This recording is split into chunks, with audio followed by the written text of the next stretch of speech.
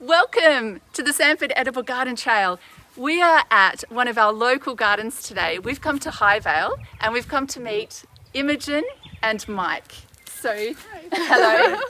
Thank you very much for having us here at your place. Yes, thanks for coming. Now, this garden is a mix. It's going to be a mix of some inherited fruit trees. Yep. You've been here for 2 years. Exactly. So some inherited fruit trees. And also what we're going to focus on today is all of this new planting you've done, not only in the last 2 years, but actually since COVID. Yeah, lots of what we've done in the garden, like planting wise, has been in the last 12 months. And then for the vegetables and edible foods, really in the last 6 to 8 months. Yeah, great. So that's what we're going to focus on. And so we've got a whole COVID veggie garden. There's an amazing chicken coop here, and you're using a lot of chicken fertilizer. And we have a top bar beehive. I'm giving all the secrets away at the start of the video so that you watch to the end. And after this video, look out for 2 smaller videos where we will focus on herbal teas and edible flowers. Yep. And this amazing fence line planting that Imogen and Mike have invented. So they're the 2 smaller videos. So have a look at them, look for them on our page. But right now, let's start, although we're going to head off down there in a moment, let's just start here by, can you give me a little bit of background? What is behind me here? Yeah, so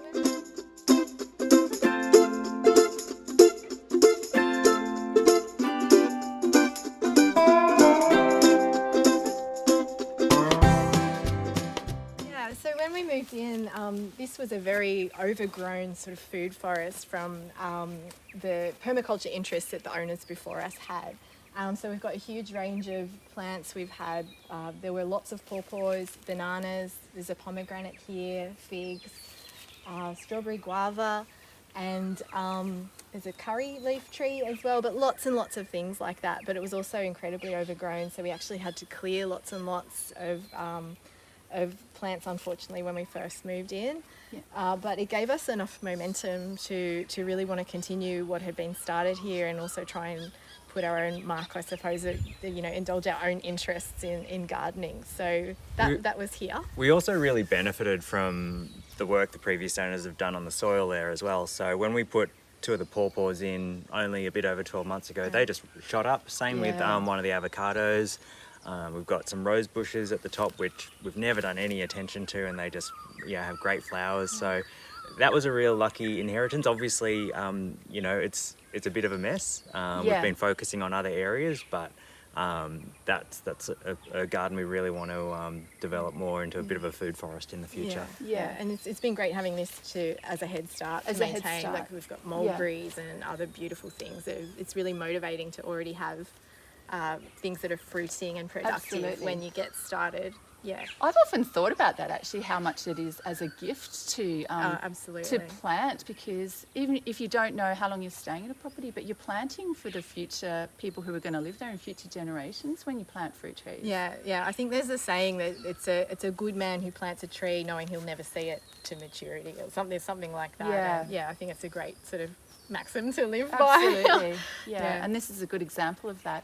And so then it was really encouraging to you to find that. Did you have a veggie garden before at previous properties? We lived in the last place we lived in was in a townhouse in Brisbane, and we had just a tiny patch of full south-facing garden that we did a little bit with it, but and a few grevilleas out the front. But no, we've never really been able to. Before that, we rented, and but it's something that we both very much wanted. Wow. So coming here to see this property, we lived in Brisbane, and we were driving out, going so far out, so far. I think this is too far. Oh, no. And as soon as we walked in the gate, I think we both knew that this is where we wanted to live. Oh, that's amazing, and so many people have that dream. It makes it even more special, actually, to know that that's the background, and so you've started with this as sort of a motivation that somebody else has put in, and then what we're going to look at now is everything that you've. I remember the first few weeks we lived here, we kept finding new plants that we didn't even know were there. We found out we had a macadamia tree, and we found out we had the olive trees. Yeah, olive trees. We hadn't noticed them when we dragon fruit and all these sorts of things, and it was just it kept giving. Yeah, it was great. All right, so just to give a bit of an idea of the property, because we all love to see people's backyards, Vanessa's filming, thanks Vanessa, and Kerry's here also. Kerry has been writing those amazing articles that we've been seeing in the Village Pump. If we do a bit of a pan, what do you think we can see? So this is just one part of your garden, this is the backyard garden, and we might end up over on this side. What if we do a bit of a sprint down here? And then...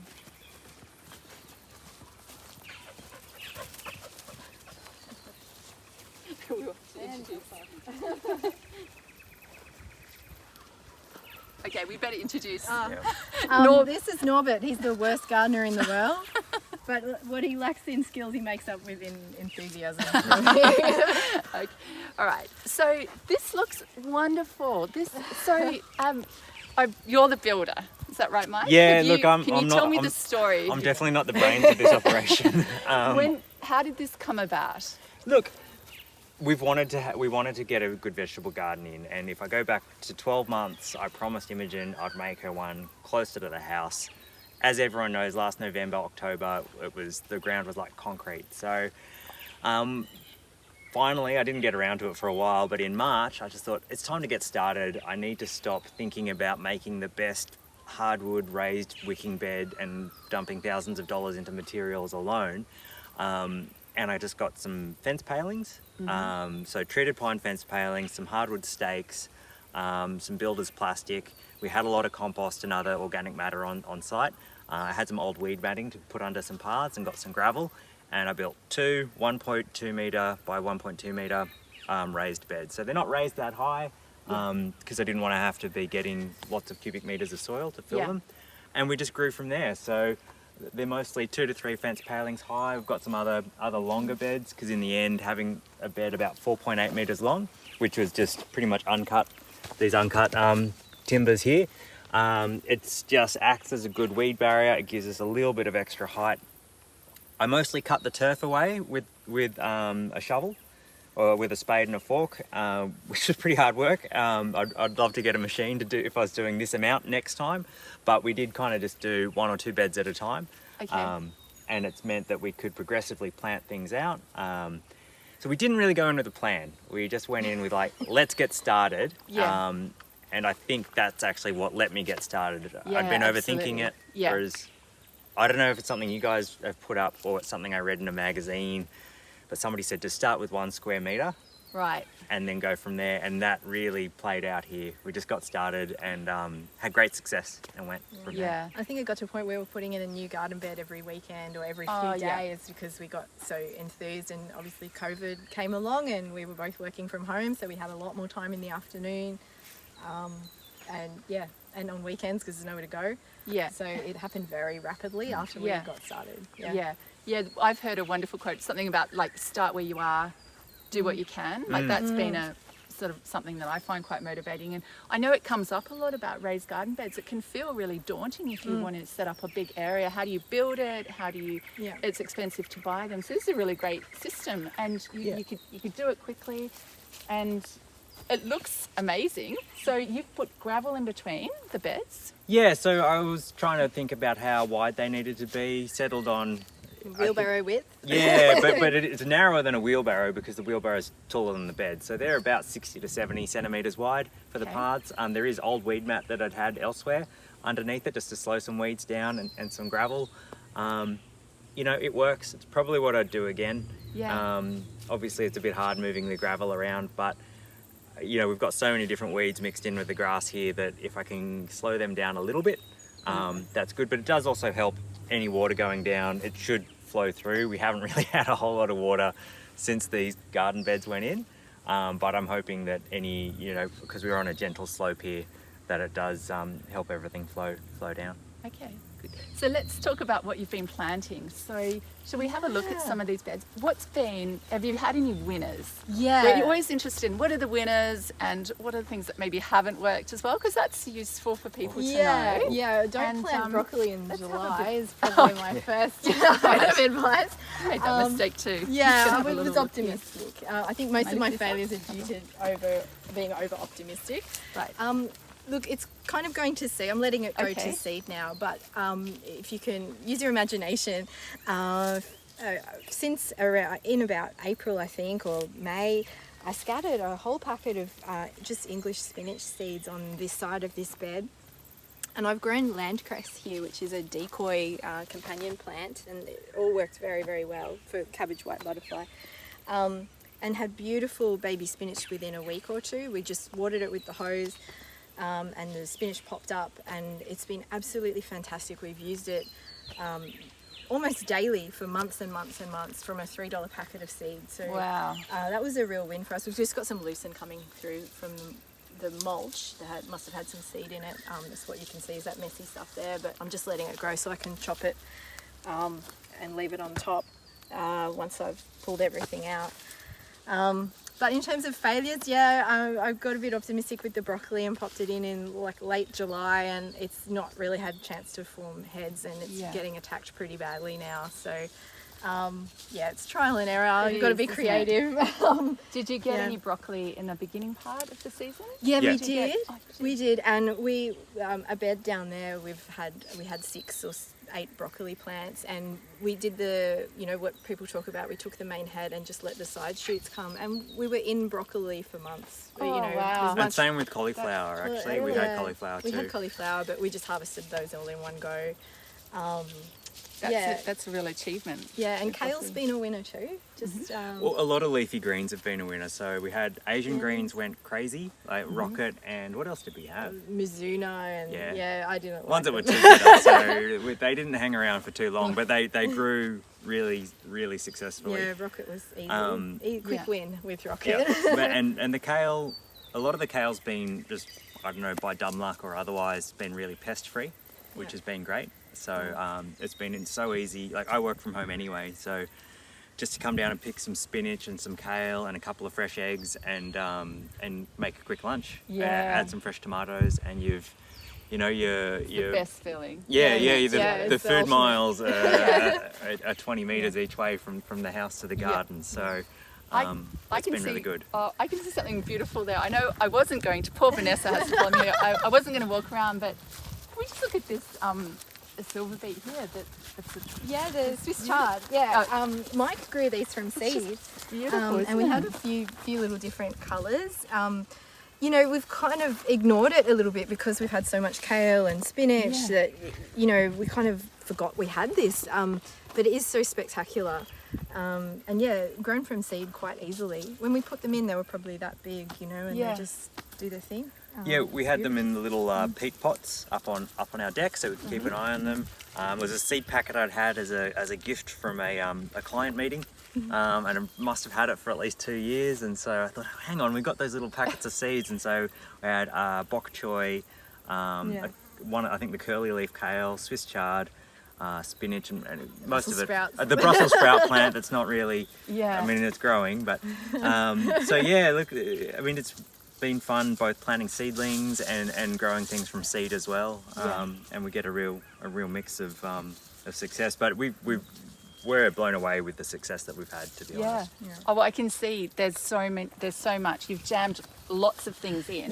Which I really like. I think it's very productive for a small space. Yeah, look, I like overplanting because you never know if things are going to die or not. If some things just keel over and don't make it. And I think the soil we use is really, really rich and fertile. So there's a lot of chicken manure, there's a lot of compost, there's a lot of great mulch. So I think go for it.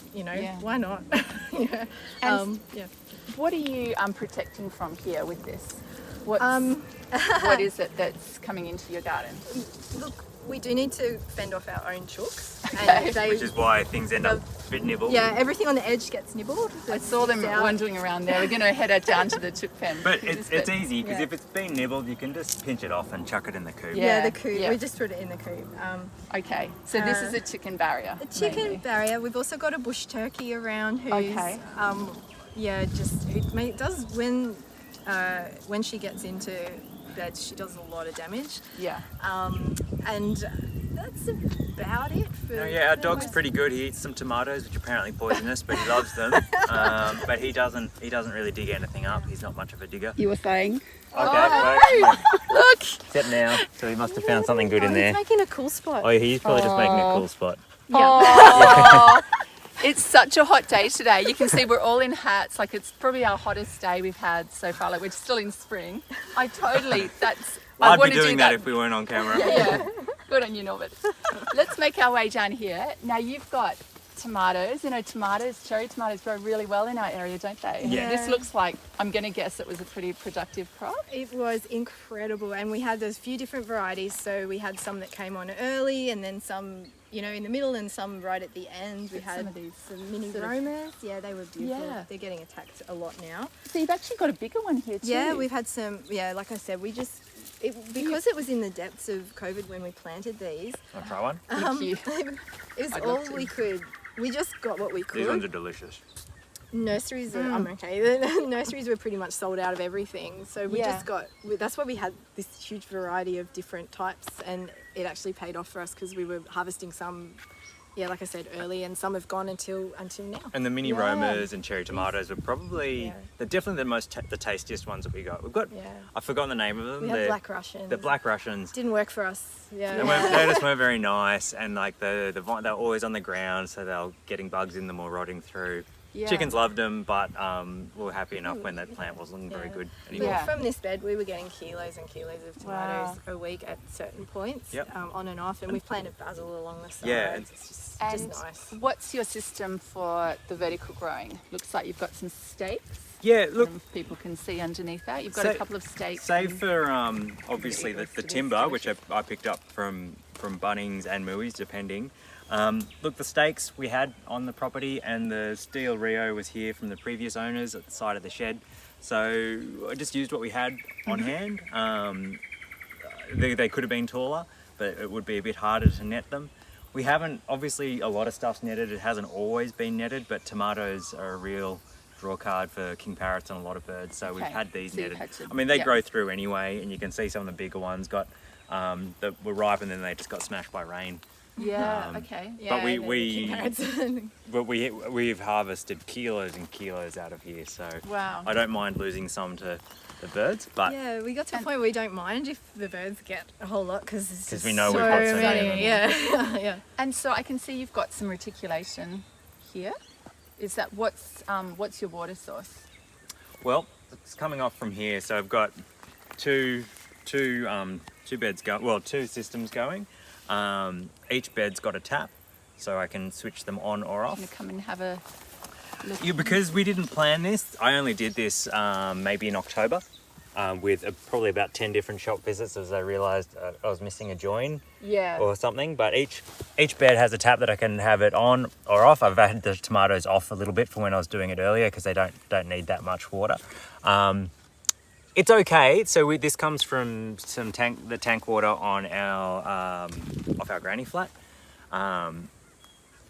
and until using this, I was hand watering, and it's just taking a little bit to get used to for how much a drip line actually puts out, because Okay. you do have to commit to leaving it on quite some time Right. because it's not putting out that Yeah. much water. Okay. And I think if anyone else is on tank water and through when it's dry, you'll know that just feels wrong. Yeah. Leaving it on for so long, even if you know there's not that much water coming out. Yeah. You're doing the sums in your head, how many Yeah. litres that is, Yeah, how much the tank's absolutely. going down. So but it's all tank water. yeah, obviously, Yeah, well, you've done really well. I mean, it's tough. it That's comes one via of the things trucks, that- but it goes in a So tank. that rain last week would have been very welcome. Yeah, we were at the point where we'd had to stop watering. Yeah. Because we only had about 20%. and Yeah. we have trucks booked because like everyone we've had to truck water in, but we worked out that we were going to actually run out if we kept using it the rate we were using it Yeah. just to water the garden. We're very frugal with water in the house, but we tried to be generous with the garden, but yeah, we just had to stop. And then it rained a week later. Yeah. So. It was very welcome. Yeah, definitely. And it's just, I mean, anybody, again, who would be on tank water would know it's just so much better when it's raining. And especially the rain that we got, we didn't get 100 mil overnight. We got, 4 different downpours of 15 to 20 mil, which every couple of days, which means it can soak in and you get a bit Yeah. more. You're not losing a lot through runoff. Through the runoff. Yeah. So that was a real bonus. Everything that fell on this property stayed on this property. Yeah. Yeah. So So this is a wonderful achievement, and it was absolutely beautiful and really inspiring how you started with one and you've just added to it. And I love that you've come up with what is a relatively simple way of putting in some raised garden beds. You said simple and inexpensive and didn't require a huge amount of tools. I think that's useful. A lot of people find that helpful.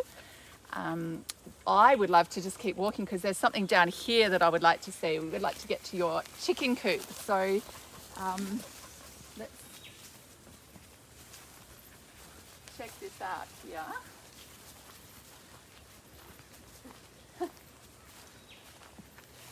So everybody loves a good chicken coop. And where are the chickens? We were seeing them wandering around here before. They're all free ranging. They've probably gone to a cooler spot, yeah. But you've got a great setup here. Let's see if we can cover a little bit about what you're doing here, because I know that you're collecting it, you're using it as fertilizer. Yep. I know around here you've got your compost. So do you want to give a little bit of an overview? Because this looks like a really good setup. Yeah. It looks like it's snake proof and... Oh, that'd be good if it was. Okay. Well, it is, we just need to check. Oh, Yeah. Sometimes there's a python in there. Okay. We've only lost one little Belgian duckle from a python earlier this year. So this was here from the previous owners, and it's had one addition by a previous owner, so it was just kind of the coop and not the run. But it does give us, we let our chickens free range, but if we are out, we do keep them in here because we've got a blue heeler, and chickens are the best interactive toy around for a cattle dog. But so where they roost, we've got a tarp underneath there so we can collect any of the chicken poo. Because if we have a little, just look inside, because it's quite a good setup there. We So didn't you've got think wire. you'd be interested, Oh. so we didn't clean it. It's okay, it's very real. It's just wire underneath. Yeah, and so most stuff falls through with some assistance from a rake, obviously. So they're sitting on there, it falls through, and that's where you collect it. That's right. So that makes it really easy. We collect it from there, put it aside to dry out a little bit more, and then we do either add it to the compost pile, but more recently we've been making like a chicken poo fertilizer. So we pop some in a pillowcase, but you can use anything. Make it a tea bag really, and have it in a 30-litre vat with a tap in the bottom, and just run like, a couple of cups of that in a watering can, and you can. It's free fertilizer, really. Yeah. And what do you put it on? What do you find? What have you been using Look, it for? I haven't used it much on the veggie garden, mostly because the veggie garden is so much, like I said, the soil's really rich and we look after the soil a lot. So it doesn't seem to need, I'm probably wrong, but it doesn't seem to need a lot of extra input. But I've been putting it on a lot more of my flowering plants, or any plant that's looking a bit sick and needs a boost. And the pawpaws, avocados. Yeah, the fruit trees, that sort of thing. Again, on those, the really productive trees. And yeah, I find it gives a real instant lift. I find it really, really works. And the thing about chicken manure is, I haven't really tested this and failed, but they say you're not really meant to use it for 6 months to a year directly on plants because of the very high nitrogen, and which can burn and damage the plants, especially little seedlings and things. So, but the manure tea you can use straight away. So it gives us access to what we're So you can use collecting. the fresh, you don't have to age it, and you put it in something and then into the bucket. Yeah, we can show you if you like. Okay, Yeah. let's do that. Can I just add, so is this the nesting box? Yeah, so we just have access here, which is useful for That's scraping really out. useful, yeah. Just have to watch the dog. Oh, look. Got 2 broody chickens who shouldn't be in there. I wondered where the chickens had got And to. I think Beryl's probably, she does tend to hang out on eggs a little bit longer. Oh, there we go. Thanks, lady. There we go. That's a great setup. Yeah, so is this where you've got... Coming out. Oh, hello. Oh, now a dog. Norbert, you're pretty good. He's fine as long as I wouldn't leave him alone all day with them, but he's fine around the yard with them. So is this where the fertilizer is? No, it's just up around here. Down there. Ah, okay. So that's it. Yep. So we just mix the olive chicken poo in with a bit of sawdust as well, which helps dry it out. You don't have to do that. And then just in here I've got, you won't get to smell this, unfortunately, but it is one of the most smelly things you can do. So I just got some baling wire, and there is it's pretty gross, It's on the second fill, so it's a 30-litre container, just from Bunnings. You can you could do it with a bucket with a tap as well. And yeah, I just kind of put, I guess, a couple of cups worth in I can smell it now. in a watering can, and That's not too bad now, but I can imagine maybe. After a few watering cans. yeah. So having this set up with the tap has been a bit of a breakthrough for us in making the manure teas. Yeah. It's just made it super easy to use it and mix it and everything. So once we got this system going, we've been using it more and more. It's good to have the practical, like those kind of practical elements. That's often what makes the difference. So, how often is it a once use? Because when you pulled that up, like it looked pretty gunky. Yeah, so it's Do had. you refill that? I will have to next week probably. So Okay. this is probably a 1/3 full. I'll probably get around to using that this weekend, and that's the second time I filled this one up. So yeah, I'll probably have to do something gross with that and put it on the compost heap, or maybe at the base of a really large tree. Okay. So it's one mucky handling of getting the Yep. old pillowcase out, tipping Yep. it out, putting some new in. And I suspect But it's then something I'll once be it's, doing. once it's in there, you can close the lid and Yeah, you've yeah. got this Yep. great system. Great. And I mean, these fruit trees would love it as well, I would imagine. Yeah. If that. Yeah, so they obviously the chickens free range under here quite a lot. Yeah. I have very, very basic intentions of having a small fence here to make it a run for them, because Okay. they get protection from eagles or whatever, and Yeah. they do love it in there, but it's not really something we need to do. Yeah. But yes, I've fertilised with that before. Yeah. We didn't get as much fruit this year because it was so dry last year, so Yeah, hopefully absolutely. Yeah. we're learning each year, and hopefully we can have a better year next year. Oh, look, it looks amazing what you've done. This is really great and lots of really inspiring tips. So this, I really wanted to show the top bar beehive. Yes, definitely. Do you think we could just really quickly just get to that? and walk you through that? Yeah, let's for pop sure. around here and then we might finish up. Oh, look at the chickens. Yeah, they're having a little dust bath, I guess.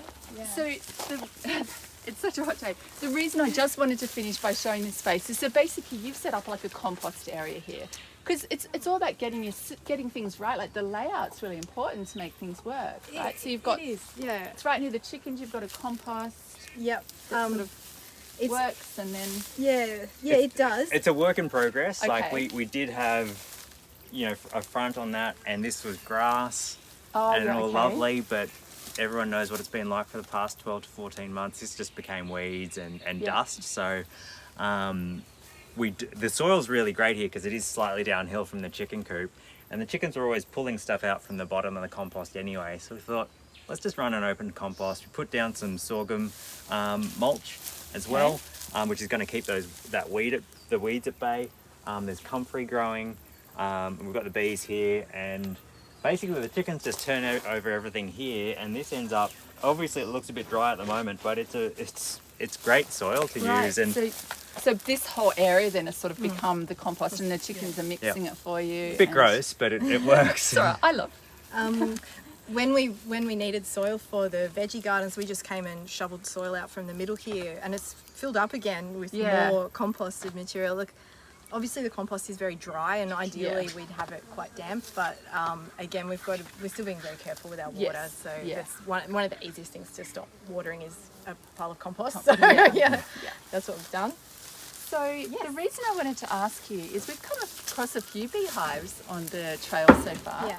And we haven't yet come across a top bar beehive. Be careful. And You're I've in got the the bees. fly path. I'm in the. I'll step aside. And you're covered in flowers.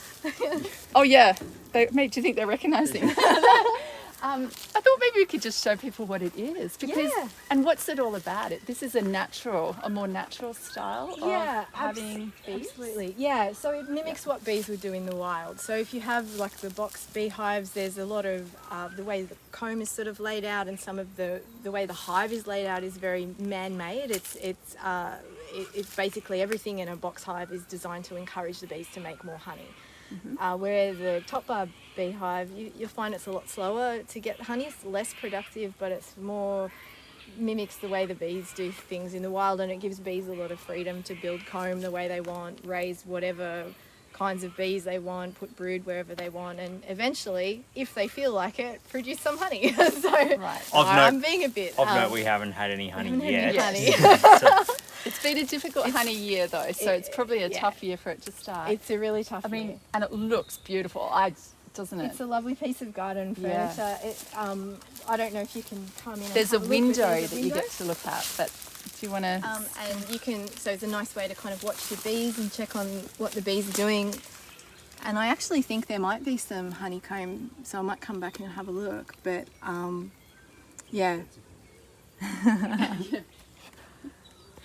It's very easy to manage for beginners. You don't need any special skills. I don't have a smoker. I don't have any special tools except a bee suit.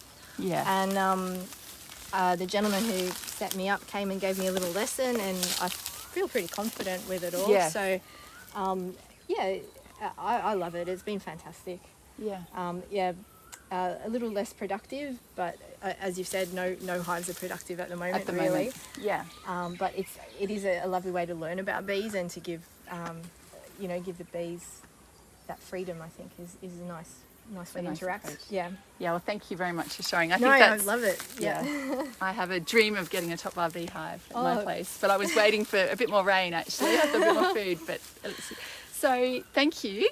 We might finish our main garden tour here, and I thank you for showing us this part of your garden, which I think is really inspiring. It's really practical. I love how you've just got in there and you've created in a really short period of time. It's productive, and there are so many little tips. Oh, You know, yeah, we so- could go on and on. But Yeah. yeah, thanks for letting us show everyone. So we are going to go and film a couple of smaller videos now, so look out for those. That you have a real love of edible flowers, right, and herbal teas. Herbal teas, yeah, herbs, Yeah. and So- flowers. So. So we're going to go and film that, and also we're going to have a look at something that Mike has set up. I believe the building Mike along your fence line, Yeah, which for has sure. created an opportunity for some amazing vertical gardening. So check out those videos, and otherwise, just please keep following us if you're enjoying these videos. We visit a garden every 2 weeks. Either in our local area, or we're doing some road trips, as you might have been seeing. And so just look up Samford Edible Garden Trail, either on the Facebook page or on our YouTube page, and send us lots of comments, and we'll keep on showing these wonderful gardens and keep inspiring all of us to try growing a little bit more in our own backyards. So thank you. Bye. See ya.